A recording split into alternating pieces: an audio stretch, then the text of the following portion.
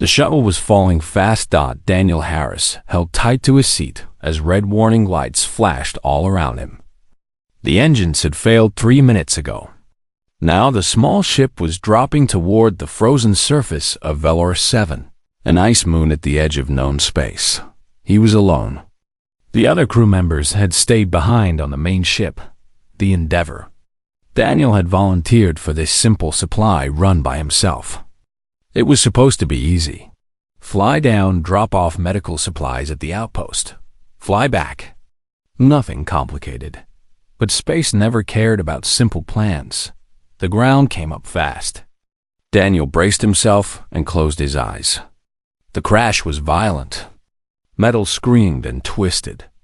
Glass shattered. The world spun and tumbled, and then everything went dark. When Daniel opened his eyes again, he was lying in snow. The shuttle had broken apart around him. Pieces of metal and wire were scattered across the white landscape. The sky above was gray and heavy with clouds. Wind howled across the frozen plain, cutting through his torn uniform like knives. He tried to move and felt sharp pain in his side. Looking down, he saw blood. A piece of metal had cut through his suit and into his body. The wound was deep. Without treatment, he would bleed out in less than an hour. Daniel pressed his hand against the wound and tried to stand. His legs were weak. The cold was already seeping into his bones. The outpost was somewhere nearby, but he could not see it through the blowing snow. He had no way to call for help. His communication device was destroyed in the crash. He took one step forward, then another. Each movement sent pain shooting through his body. The blood between his fingers was warm against the freezing air. He did not know how far he walked. It could have been 10 meters or 100.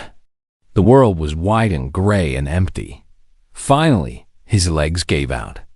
Daniel fell face first into the snow. He tried to push himself up but could not find the strength. The cold was no longer painful. It was becoming comfortable. He knew that was a bad sign. That meant his body was shutting down. He thought about his family back on Earth, his mother, who always worried about him, his younger sister, who told him not to join the space program. He thought about how he would never see them again. Then he saw her dot at first. Daniel thought he was dreaming. A figure appeared through the blowing snow. She walked toward him with grace and calm, as if the storm did not touch her at all.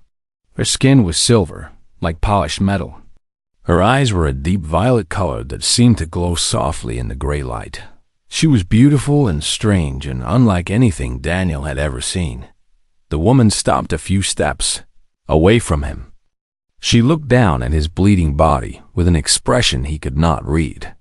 Her face showed no emotion, but her eyes moved quickly, studying him, taking in every detail. Daniel tried to speak, but only a weak sound came from his lips. The cold had stolen his voice. The woman stood very still. She looked at his wound. She looked at the blood in the snow. Then she looked back at his face. Daniel could see something changing in her violet eyes. It was like watching someone fight a battle inside their own mind. Finally, she moved. She knelt down beside him in the snow. Her silver hands reached out toward his wound. But then she stopped. Her fingers hung in the air, just inches from his body. Daniel saw fear in her eyes. Real fear, not of him, but of something else. Something he did not understand. The wind screamed around them. Daniel felt his vision growing dark at the edges. He was dying. He knew it. And this strange silver woman was watching him die. Then her hand pressed against his wound. The touch was warm. Warmer than Daniel expected. Her silver skin was soft, not cold like metal. He felt her fingers press firmly against the bleeding cut, trying to slow the blood. The woman made a small sound. It was almost like a gasp. Her violet eyes went wide. Her whole body shivered, but she did not pull away. Instead, she pressed harder. Daniel did not know who she was. He did not know why she looked so afraid. But He knew one thing. She was saving his life. She spoke then. Her voice was soft and musical, like wind chimes in a gentle breeze. "Stay with me, human. Do not close your eyes." Daniel tried to obey. He focused on her face, on her glowing violet eyes, on the silver shimmer of her skin. The world around them faded into nothing. There was only her. She lifted him. Despite her slender form, she was strong. She carried him through the storm like he weighed nothing at all. Daniel did not know how long they traveled, minutes or hours. He drifted in and out of awareness, always seeing her face above him whenever he opened his eyes. When he woke again, he was inside a shelter. It was small, built from pieces of his crashed shuttle. Somehow, she had constructed walls and a roof to keep out the wind. A small heating unit glowed in the corner, filling the space with gentle warmth. Daniel lay on a makeshift bed of insulation material. His wound had been bandaged with strips of fabric. The bleeding had stopped. The silver woman sat across from him, as far away as the small shelter allowed. She watched him with those violet eyes, her body tense, her hands folded tightly in her lap. Daniel found his voice at last. It was rough and weak, but it worked. "Thank you," he said. She did not respond. Her eyes dropped to the floor. She looked troubled, scared, almost guilty. "Who are you?" Daniel asked. She was silent for a long moment. Then she spoke. "My name is Callus Soren. I am a diplomat of the Valorian people." She paused. Her violet eyes lifted to meet his. "And I have just committed a terrible crime." Daniel did not understand. "Crime? You saved my life?" Callus shook her head slowly. "You do not understand, human. Among my people, there is one law that cannot be broken. We must never touch those of other species. Never. It is forbidden. The punishment is exile to a dead world." Daniel stared at her. "But you touched me. You held your hand against my wound. You carried me here." "Yes." Her voice was barely a whisper. "I did. Why?" Callus looked at him for a long time before answering. Her violet eyes shimmered with emotions Daniel could not name. "Because I could not watch you die." Outside, the storm continued to rage. Inside the small shelter, two beings from different worlds sat in silence. One was confused and grateful. The other was scared and wondering what she had done. Callus had been taught all her life that touching other species brought pain, madness, and corruption. The elders said it disrupted the neural harmony of her people.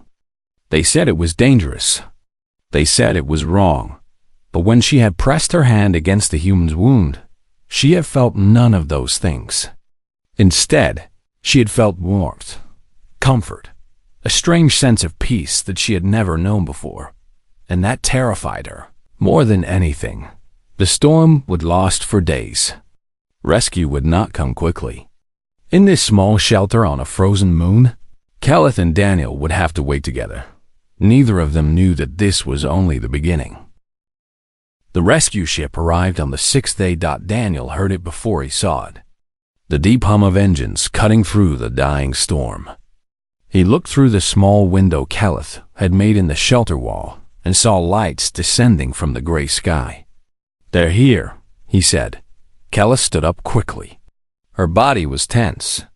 Her violet eyes showed the fear she had been hiding for days. She knew what was coming. Once they returned to the fleet, questions would be asked. Investigations would begin. Her secret would not stay hidden forever. Daniel watched her with concern. "It's going to be okay." Callus shook her head slowly. "You do not know my people, Daniel. They will sense something is wrong. They always do." The rescue ship landed nearby. Moments later, a team of coalition soldiers entered the shelter. They checked Daniel's injuries and helped him walk to the ship. A medical officer examined him quickly and declared he would make a full recovery. Callus walked behind them, silent and distant. She had returned to her formal manner. The warmth they had shared over the past days was hidden away, locked behind a mask of cold professionalism. On the ship, they were placed in separate compartments. Daniel was taken to the medical bay. Calith was escorted to a private room to meet with other Valorian officials who had traveled with the rescue. Team. Daniel did not see her again for 3 days. When the ship returned to the main fleet station, Daniel was released from medical care with orders to rest. His commanding officer, Captain Lisa Morrow, called him to her office for a report. Lisa was a tall woman with short gray hair and sharp eyes. She had served in the Coalition fleet for 20 years and had seen things that would break most people. Nothing surprised her anymore. Or so, she thought. "Lieutenant Harris," she said, gesturing for him to sit. "You survived a shuttle crash, built a shelter, and waited out a 6-day storm on a frozen moon. Impressive." "I had help, Captain," Daniel said. "The Valorian diplomat, Soren. She found me and saved my life." Lisa nodded. "I read the initial report. She provided shelter and guidance. Kept you alive until rescue arrived." Daniel hesitated. He knew he should tell the full truth, but he also knew what that truth might cost Calith. If anyone learned that she had touched him, her own people would punish her. "That's correct, Captain," he said carefully. She was very professional. Lisa studied him for a long moment. Her sharp eyes seemed to see right through him. But she did not push further. "Well, you're lucky she was there. Get some rest, Harris. You've earned it." Daniel left her office with a heavy feeling in his chest. He had lied to protect Calith, but he wondered if that would be enough. Over the next few weeks, Daniel tried to return to his normal duties. But he could not stop thinking about Calith. He saw her sometimes in the corridors of the station, always surrounded by other Valorians, always wearing that cold mask. She never looked at him, never acknowledged his presence. It was as if their time together on the ice moon had never happened. But Daniel knew better. He remembered the warmth of her touch, the wonder in her violet eyes, the way she had whispered about feeling peace for the first time. That was real. He was certain of it. One day, Daniel made a decision. He went to Captain Morrow's office and requested a transfer. "A transfer?" Lisa raised an eyebrow. "To where?" "The diplomatic wing," Daniel said. "I want to work as a liaison between humans and other coalition species." Lisa leaned back in a chair. "You're a field medic, Harris. You've never shown interest in diplomacy before. Things change, Captain. Does this have anything to do with that Valorian diplomat who saved you?" Daniel kept his face neutral. "I think humans need better representation in diplomatic matters. We're still new to the coalition. We need to build stronger relationships with other species." Lisa studied him for a long time. Daniel could feel her suspicion, but she had no proof of anything wrong. Finally, she sighed and signed the transfer papers. "Don't make me regret this, Harris." "I won't, Captain." The diplomatic wing was different from anything Daniel had known.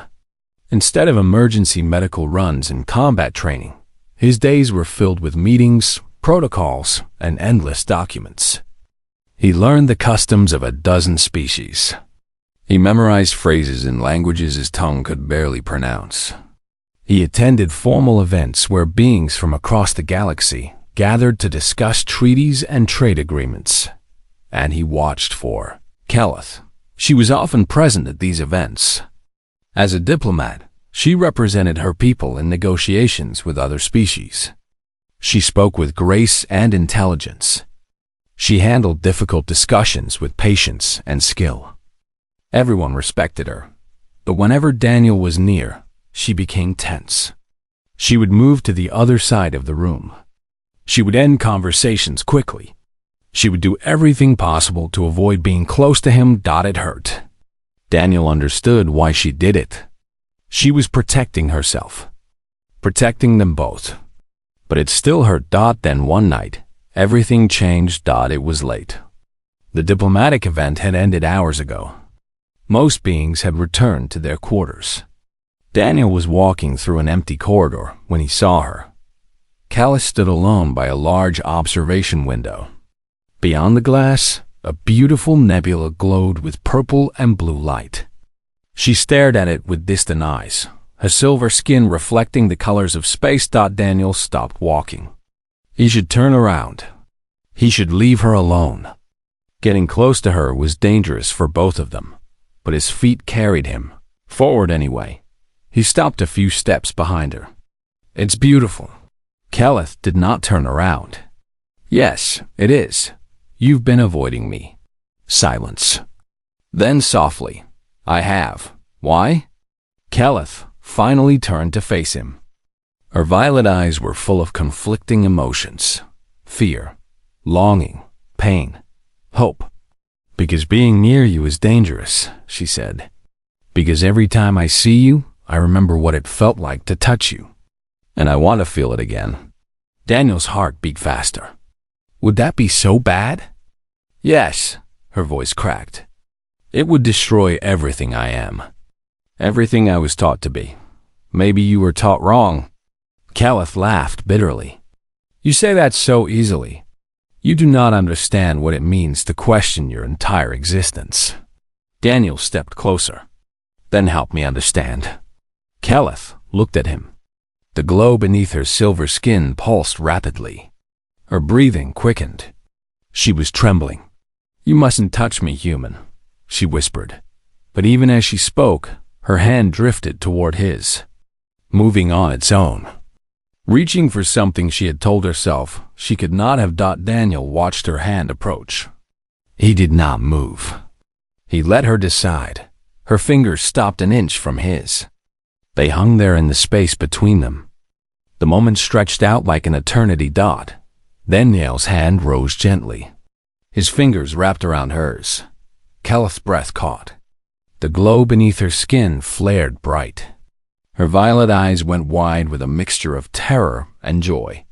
But she did not pull away. Then tell me to stop, Daniel said softly. Callus said nothing. She simply held on. They stood there in the empty corridor, hands intertwined, the nebula glowing behind them. Two beings who should have been strangers. Two worlds that should never have touched. But they had touched. And neither of them could deny what they felt. The future was uncertain. Discovery could come at any moment. Danger waited around every corner. But for now, in this quiet moment between stars, Callus and Daniel held on to each other, and they refused to let go. 3 days passed inside the small shelter. The storm outside showed no sign of stopping. The wind screamed against the walls that Callus had built from shuttle debris. Snow piled high around them. The heating unit glowed steadily in the corner, keeping them warm while the frozen world tried to kill them. Daniel grew stronger each day. His wound was healing well. Callus had used advanced medical strips from the shuttle's emergency kit to seal the cut. She had done everything correctly. But she had done it all from a distance, using tools and long instruments, never touching him again after that first time. She sat on the far side of the shelter, always watching, always tense. Her silver skin seemed to glow faintly in the dim light. Her violet eyes rarely left him, but whenever Daniel looked directly at her, she would turn away. It was strange. She had saved his life. She had built this shelter. She had cared for his wounds. But now she acted like he was dangerous. Like getting too close to him would hurt her. On the third day, Daniel finally felt strong enough to sit up properly. His sides still ached, but the pain was manageable. He leaned against the wall and looked at Callus. How long until the storm ends? He asked. Callus checked a small device on her wrist. The readings suggest 2 more days. Maybe 3. Daniel nodded slowly. And rescue?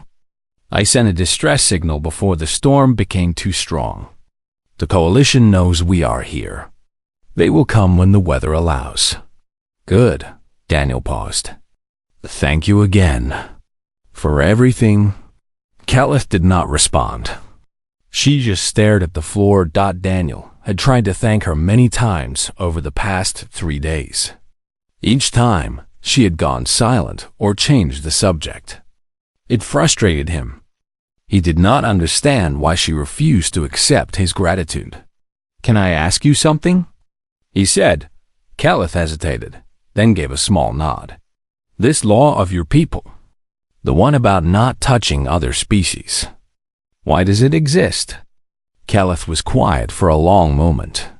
When she finally spoke, her voice was soft and careful.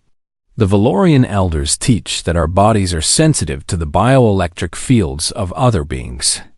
They say that contact with outsiders disrupts our neural harmony.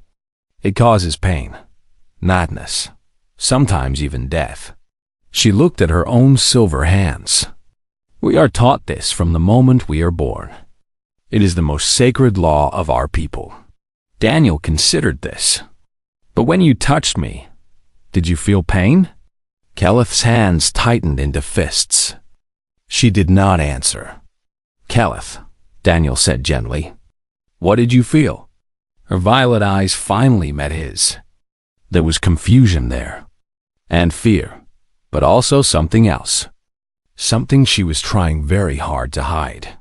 "I felt warmth," she whispered. "I felt peace. I felt—" She stopped and shook her head. "It does not matter. It should not have happened. I broke the law. When we return, I will face judgment." "That's not fair," Daniel said. "You saved my life. That can't be a crime. Among my people, intent does not matter. Only the action matters. I touched you. That is enough." Daniel felt anger rise in his chest. Not at Caliph, but at her people. What kind of society punished someone for saving a life? What kind of law made compassion a crime? "Your law is wrong," he said firmly.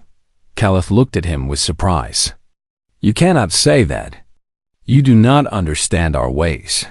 "Maybe not, but I understand kindness. I understand mercy. You could have walked away. You could have let me die in the snow. No one would have known. But you didn't. You chose to help me, even though it meant risking everything." Daniel leaned forward slightly. "That makes you a good person, Caliph. No law can change that." Caliph stared at him. Her violet eyes shimmered with emotion. For a moment, Daniel thought she might cry. But Valorians did not cry the way humans did. Instead, a soft glow pulsed beneath her silver skin, like light moving through water. "You are strange, human," she said quietly. Daniel smiled. "My name is Daniel. Daniel Harris. You can call me that instead of human." "Daniel," she repeated. The name sounded different in her musical voice. Softer, more beautiful. "Daniel Harris, that's me." For the first time since the crash, Caliph almost smiled. It was small and brief, but it was there. A tiny crack in the wall she had built around herself. The hours passed slowly. They talked more than they had in the previous 3 days combined. Daniel told Caliph about Earth, about the blue oceans and green forests, about the cities full of millions of people, about his family and his childhood and his dreams of exploring the stars. Caliph listened carefully. She asked questions about things she did not understand. Human food, human music, human emotions. Everything about his species seemed to fascinate her. In return, she told Daniel about Valoria. Her homeworld was a planet of crystal mountains and glowing lakes. The Valorians lived in floating cities that drifted above the clouds. They valued art and philosophy and harmony above all things. But they also valued control, order, laws that could not be questioned. "It sounds beautiful," Daniel said, "but also lonely." Caliph tilted her head. "Lonely? You said touching is forbidden. Not just with other species, but even among yourselves, right? Only certain rituals allow it?" Caliph nodded slowly. Physical contact is rare among us. It is reserved for bonding ceremonies and medical necessity. Otherwise, we maintain distance. Daniel shook his head. Humans are different. We touch each other all the time. Handshakes, hugs, holding hands. It's how we connect. How we show we care. That sounds... Caliph paused, searching for the right word. Chaotic. Daniel laughed. Maybe it is. But it's also warm. Comforting. When someone you love hugs you, it feels like everything will be okay, even when it's not. Caliph was silent. Her violet eyes had a distant look, like she was imagining something she had never experienced. I have never felt that, she admitted. Among my people, comfort comes from meditation, from inner peace, not from others. Maybe that works for you, Daniel said.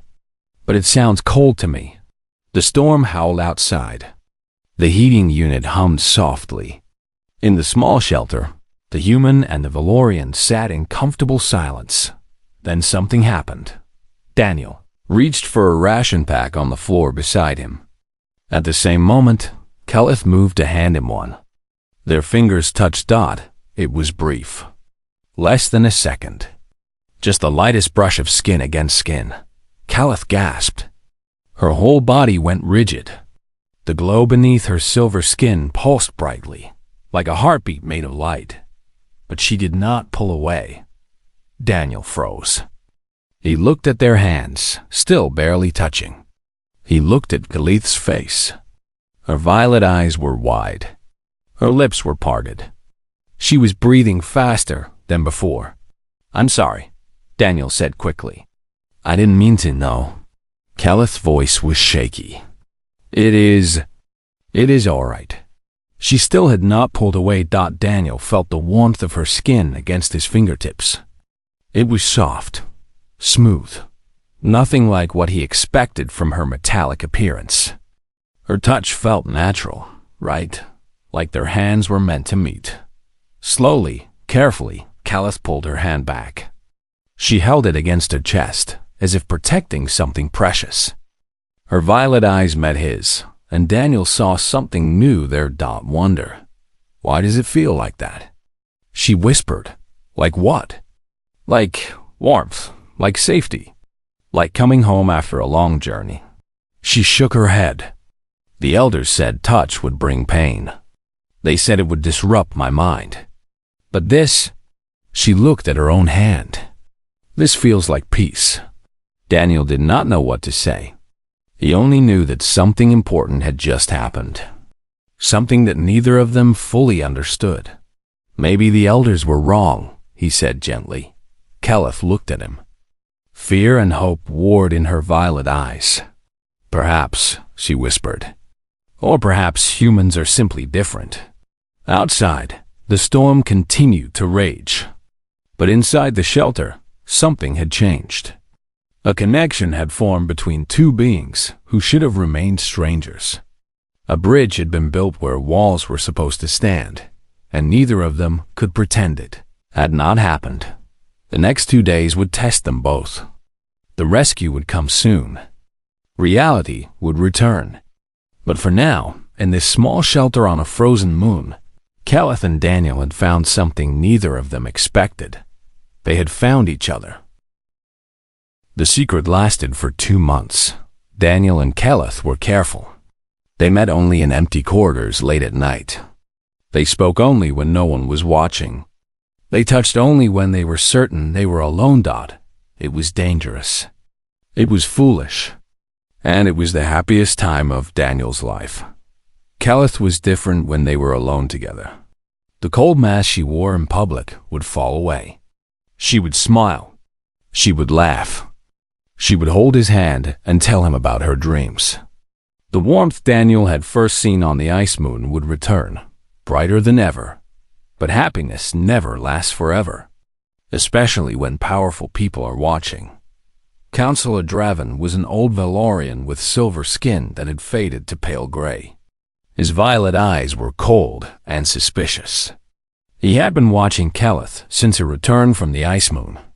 Something about her had changed. She was quieter, more distant, and she seemed to avoid other Valorians whenever possible. Draven did not trust her, so he arranged for surveillance. Hidden sensors were placed in the corridors.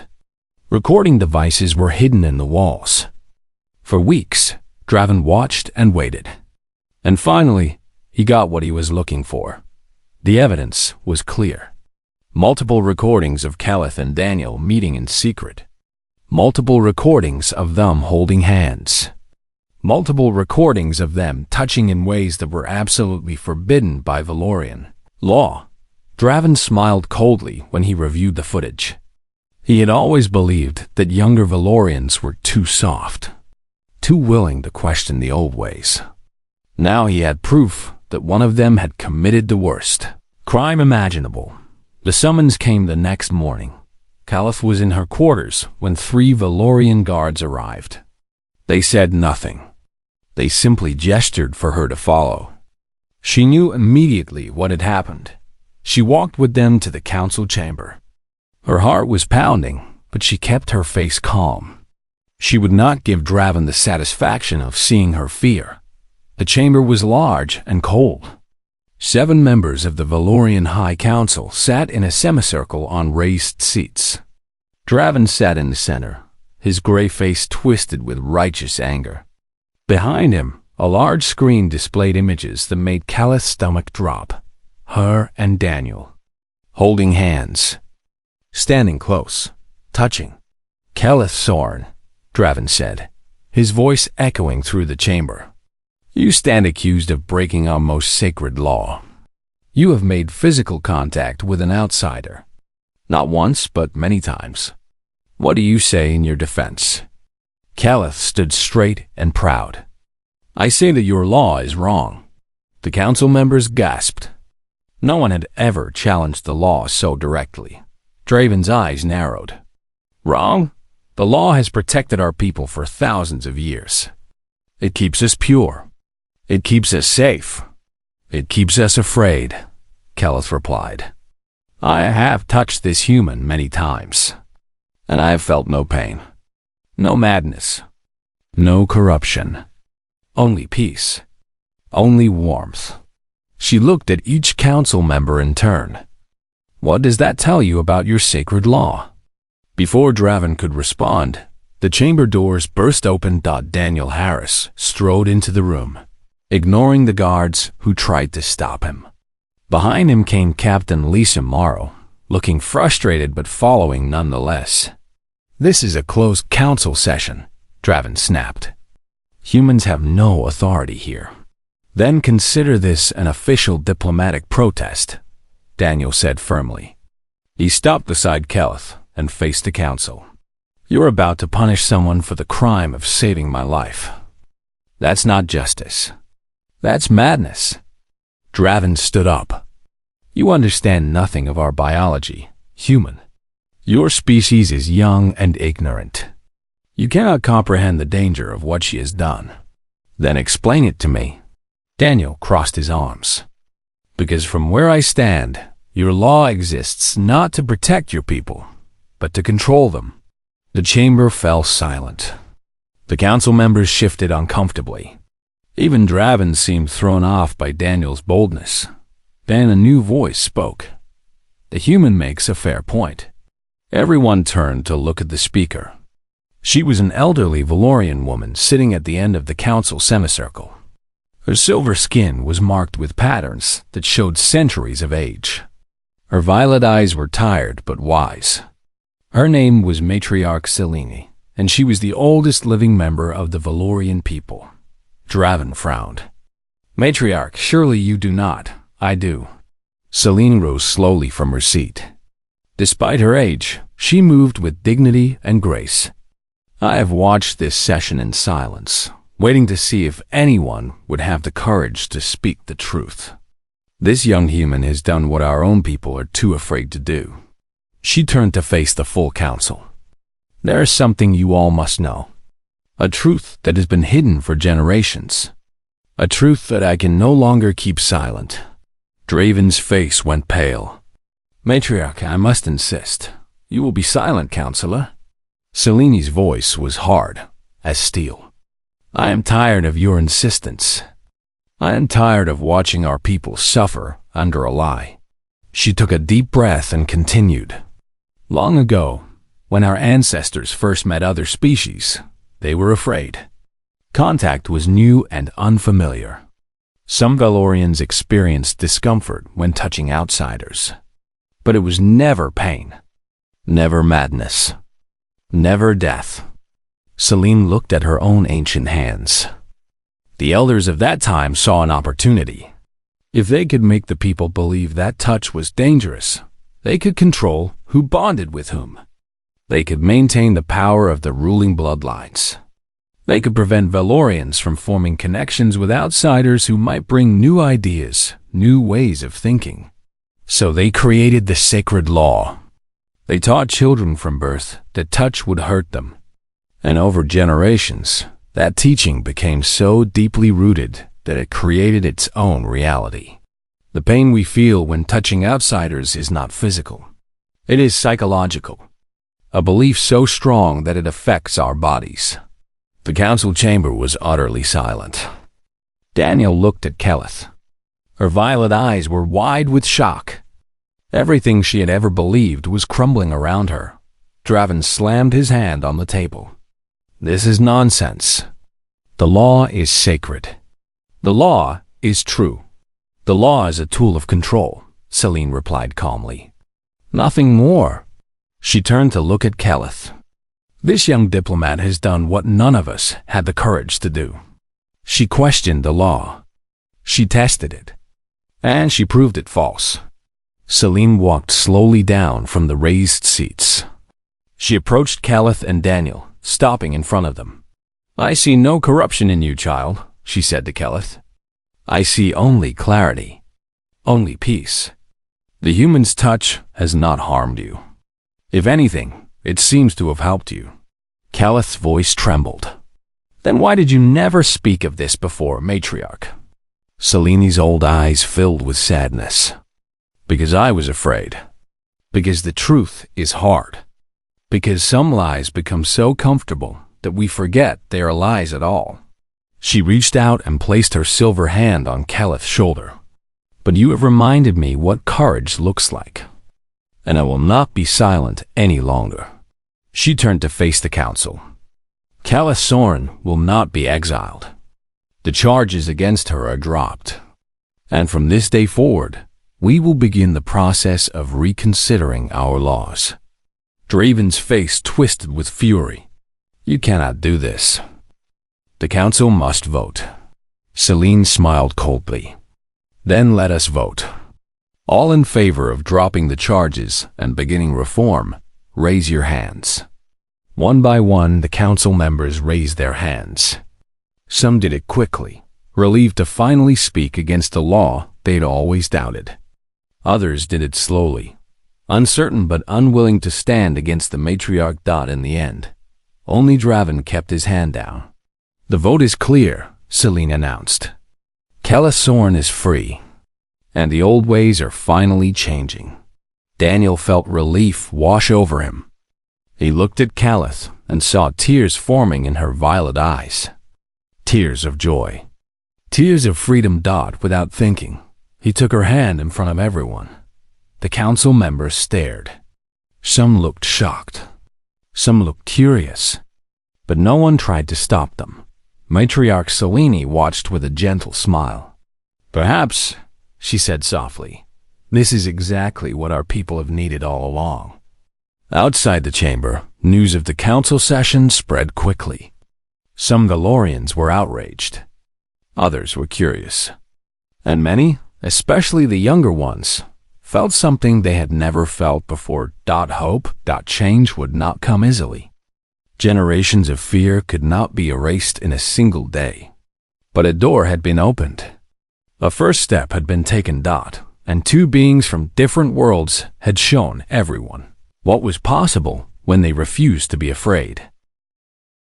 1 year had passed since the council session that changed everything. The Valorian people were different now. not completely transformed, but slowly changing. Younger Valorians openly questioned the old laws. Some even experimented with touch, reaching out to friends and family members in ways that would have been unthinkable before. Counselor Draven had resigned from the council in disgrace. He retreated to a remote colony world, bitter and angry, clinging to beliefs that fewer and fewer Valorians shared. Matriarch Selene had become a symbol of hope and reform. Her courage in speaking the truth had inspired an entire generation, and Caliph Sarn had become a legend. She was now the first Valorian ambassador to work directly alongside human diplomats. Her role was to build bridges between her people and the other species of the coalition. It was difficult work. Old prejudices did not disappear overnight. But Kelith was patient. She understood that change took time. Daniel remained by her side as her official human liaison. They worked together every day, traveling between stations, attending negotiations, solving disputes. They made a good team. Everyone could see it. What fewer people knew was the depth of their connection. Calith and Daniel no longer hid their relationship. They held hands openly. They stood close during meetings. They showed everyone that touch between species was not something to fear. Some Valorians still disapproved. They whispered in corners and sent angry messages to the council. But their voices grew quieter with each passing month. The world was changing, and they could not stop it. One evening, Calith and Daniel were aboard a diplomatic transport ship, traveling between star systems. The negotiations they had just completed were a success. A trade agreement between species had been signed. Peace had been maintained. It was a good day. They sat together in the observation lounge, watching the stars streak past the window as the ship moved through hyperspace. The room was empty except for them. It was late, and most of the crew had gone to rest. Calith leaned against Daniel's shoulder. The weight of her silver head felt natural against him, right, like she had always belonged there. "My people are changing because of you," she said quietly, "because a human refused to accept that we could not touch." Daniel smiled. "Your people are changing because of you. You were brave enough to reach out first. Back on that ice moon, when you saved my life. That's where it started." Calith was silent for a moment. "I was so afraid that day. Afraid of what touching you would do to me. Afraid of the pain the elders promised." She lifted her head and looked at him. But there was no pain. There was only warmth. And I have felt that warmth every day since.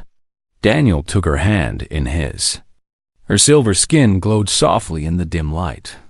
Her violet eyes reflected the stars outside.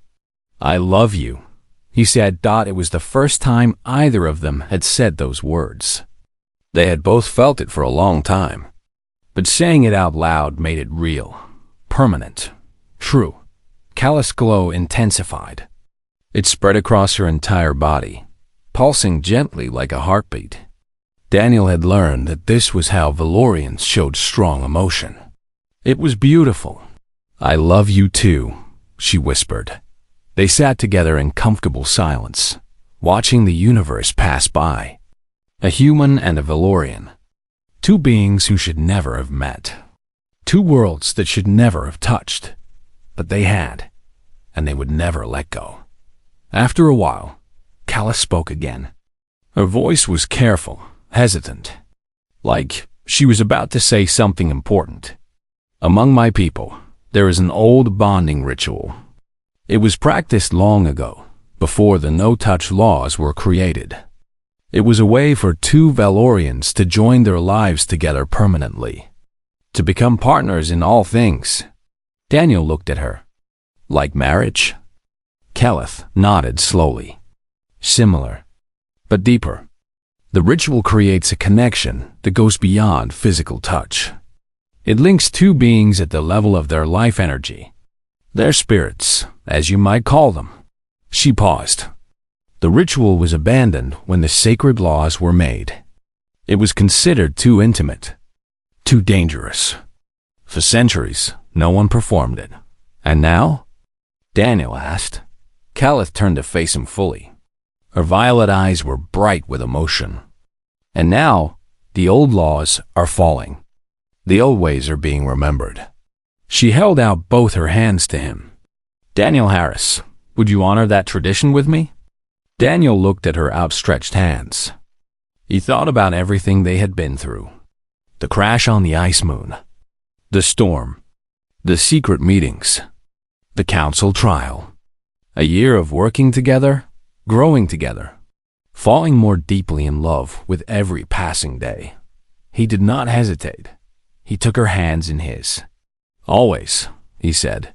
Calith's glow became brighter than Daniel had ever seen. It spread from her hands to his, surrounding them both in soft silver light.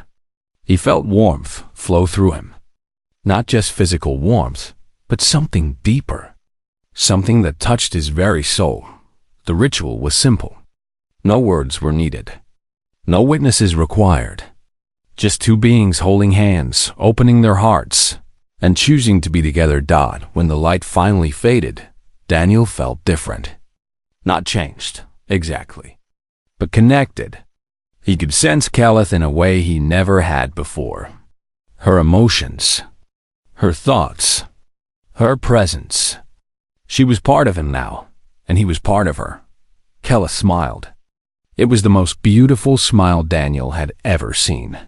It is done, she said softly. We are bonded, now and forever. Daniel pulled her close and held her tight.